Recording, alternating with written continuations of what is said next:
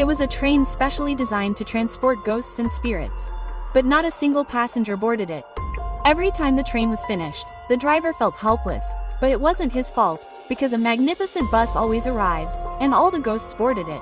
At that moment, the ghost driver opened a door. He chose one of the glass-like crystals that had lost their power, but that crystal turned out to be useless. Fortunately, the driver himself was a ghost, so he wasn't hurt. Just as he was about to try again, an old woman stood in front of him.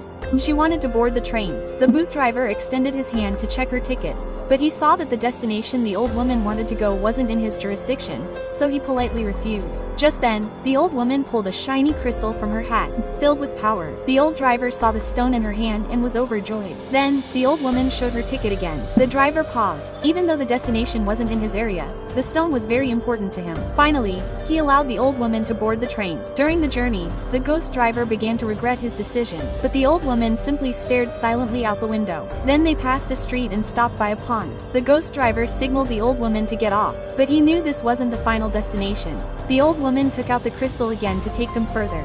The driver was lost in thought, but he had no choice but to move on.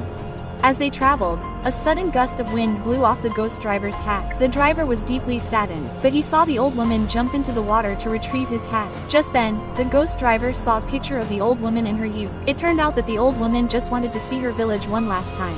The driver returned the fallen picture to the old woman and decided to take her to her destination. They traveled from day to night, passing through many towns. Then, traveling from night to morning, they came to a cave where the train couldn't go any further. The old woman got off the train herself and gave the crystal to the driver. The driver changed his mind. He put the old woman in a small cart and took her to the other side of the cave.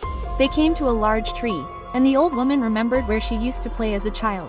The driver took out his camera and took a photo of the old woman standing under the tree.